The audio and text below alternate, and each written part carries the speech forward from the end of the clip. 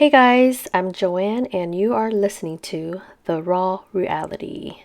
In this episode, I will expose those who have caused unnecessary drama in our lives. People deserve to be exposed so others can understand the kind of person you are. Now, let's begin with my brother in law, Tony, and my older sister, Linda, who is married to Tony. Here's the backstory. As many don't know, my dad was diagnosed with stage 3 multiple myeloma cancer. There's no cure, but it's treatable. My dad started chemotherapy a couple months ago, and we alternate between my siblings and my mom taking him to appointments, getting the weekly chemo shots.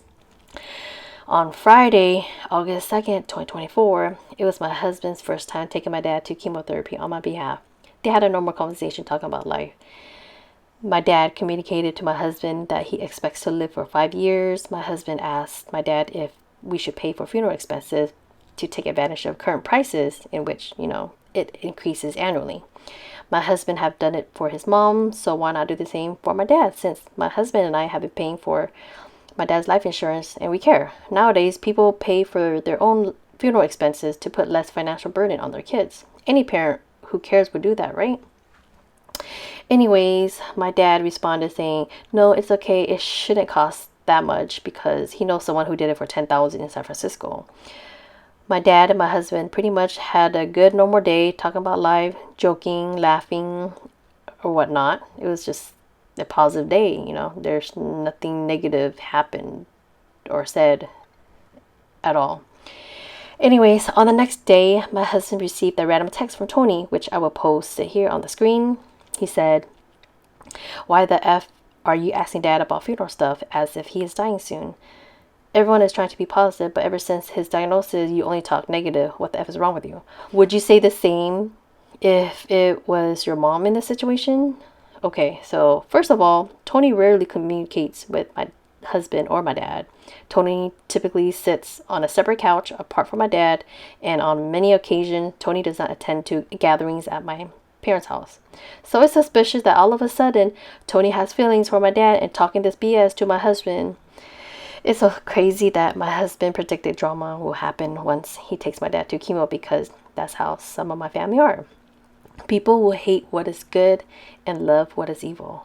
My husband has been part of my family for 13 years, which there has been consistent drama involving Linda with everyone. Well, anyways, I called my dad. He said he shared his discussion with Linda, saying it's bad luck to talk about funeral planning, making it seem like he's dying. Like, why planning if he didn't die yet?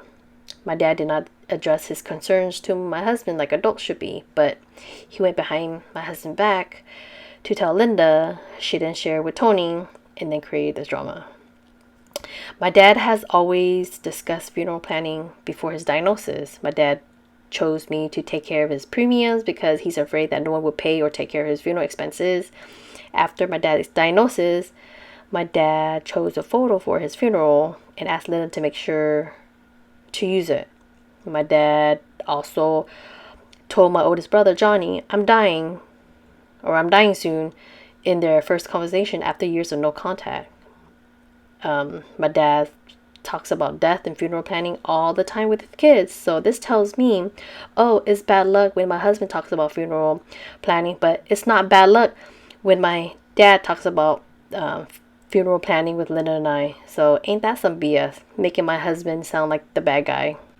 And Tony over here spreading lies, saying my husband always talked negative after my dad's diagnosis. My dad and my husband have a consistent positive relationship, like always communicating, sitting next to each other, sharing jokes and laughing. That's what you call a good, strong bond and enjoying each other's company. Unlike Tony, who doesn't even look at my dad. So I'll say it again. People will hate what is good and love what is evil. Okay, so next text. Tony says, who effing cares what you've been doing for your mom? And you know who I am. I bet you won't say that to my face, bitch. That's why your brother Johnny don't talk to your ass. You're nothing but a bitch. If you want to meet in person, meet me right now. Okay. So the way Tony said, who effing cares What you been doing for your mom? Like, well, Tony's the one who brought up my husband, mom for no reason. It's not relevant in this drama. Tony brought up my husband, brother Johnny's name up in this conversation, which is not relevant too. And then name calling and challenging my husband to me. Like, are you serious? This is so childish. Okay, so next text says, if you want to meet in person, meet me right now. I'll show you who the F I am. Come see me and I'll show you who the bitch is. Yeah, I'll knock you the F out. You talk hard on text, but guarantee you won't be hard in person. Meet me somewhere. Either meet me or shut the F up. Yeah, scared ass bitch. Quit saying it, prove it. I'm not coming to your house to kick your ass. We can meet somewhere like a real man. At least one of us is. Like I said, it's funny you text like you hard. In person, you can barely walk. Yeah, when you had your stroke, everyone was positive. Okay. Tony makes fun of my husband's stroke, threatens to harm, continues name calling, and starting a fight with an individual who has a disability. I have never seen Tony involved in any drama, but all of a sudden, he chooses my husband, talking hard through text. He sounds like a bitch himself. For someone to be this evil, make fun of my husband's stroke, name calling would be my sister Linda saying, who effing cares about his stroke? I don't give a F. Who effing cares about what he'd been through and so on. This happened at my grandma's funeral. Well, days before my grandma's funeral, in front of a family gathering, which is, that's how she is. She caused drama in front of everybody. Linda frequently speaks negative about everyone, and Tony is becoming just like her. For Tony to say, oh, everyone was positive when my husband had a stroke, like, no. We know who was positive and who wasn't, and obviously these two are not. And then the next text said, you can call me a bitch on text, but guarantee you won't in person. Freeloading off your brother and got mad when they kick y'all out. Now that's the bitch. Okay. Tony thinks my husband won't call him a bitch to his face, like he's afraid. Tony is acting so childish as a 50-year-old causing unnecessary drama. Tony bringing up my husband, brother Johnny name up again, in which I will reveal the truth later. Don't worry, I got you. And then my husband says, let me correct this. I've never talked negative because I'm not involved. Ask my dad, since it seems like all of a sudden you're asking me this. You don't even hang out with my dad or talk to him like how I do at functions. And then Tony said, by the way, you said my dad. Ha ha. He never really liked you. Okay, so how does Tony know my dad don't like my husband? Did he get that information from Linda? Because apparently he doesn't talk to my dad at all. My dad did told me that he likes all spouses equally, but it's hard to believe that because my dad often speaks negatively behind people's back. Father like daughter. And then next text is, he said, okay, I'll let you believe that. He only talks to you because I don't talk Vietnamese. And then my husband said, you think that? He knows English and get along with people that ain't Vietnamese. Well, my dad has no issues communicating and getting along with other spouses who aren't Vietnamese. So Tony's language barrier isn't a valid excuse. So Tony just chooses not to communicate with my dad. The next text is Linda's business is my business. She is more involved than anyone. Who is getting called all the time? She is. Let's hear you try to argue that. You're lucky Joanne didn't leave you. I'm talking about in general. Before his diagnosis, all her life she is the one who gets called when things are wrong. But you wouldn't know, of course. Linda didn't want me to bring this up, but I choose to. Someone has to speak up. And then my husband says, anyways, I'm glad all this come out. Stop texting me. Tony said, make me. No one force your bitch to reply. Me too. This has been overdue. Okay. So Linda's business is Tony's business. Never have I in my life seen Tony involved in any of Linda's drama. Also, I don't get why Tony is comparing Linda's deep involvement with my dad like she's the only one who does everything. What is the purpose of comparing myself to my sister, as this is not relevant? In speaking of deep involvement, my parents can share so many stories how much involved I was and help them without ever disrespecting them. I was involved in running my parents' catering truck business. I remember waking up from 4 a.m. to 5 p.m. I've done running errands to supply the business. I spent hours on weekends prepping food for the business. I've done yard work, housework, babysitting, handle finances, do personal things, and the list goes on. I'm the middle child here, and I was going through these responsibilities from middle to high school to college. I'm more involved than anyone in this family, so don't try to compare me when Tony knows nothing about me. You only hear what Linda wants to say about me. Anyways, Tony brought up that luckily I didn't leave my husband. Okay, this is not relevant for bringing my name up and about my relationship. He needs to look at his own relationship. When Tony married Linda 6 months after his divorce, Linda told everyone she was not in love with him until later on. Everyone knows it. Another time, Tony was humiliated by Linda commenting on his small manhood size at a family gathering. People who speak negatively about their spouse are likely unhappy in the relationship. That's just the truth. A year ago, April 2023, Linda texted Tony to go kill himself. Tony says, "Okay, I will. Just remember you said it." Tony shared this conversation to someone and then sent a picture of his pew pew. They said she needs to stop talking about divorce in front of the kids. Like, seriously? That's so sad. Tony says, "I've been dealing with it for 14 years. Can't take it anymore. She's selfish.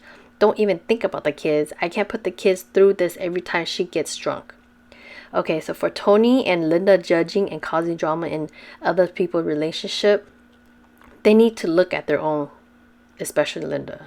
Being drunk is not an excuse. We all know that Linda speaks her mind regardless who you are and often speaks negatively about everyone.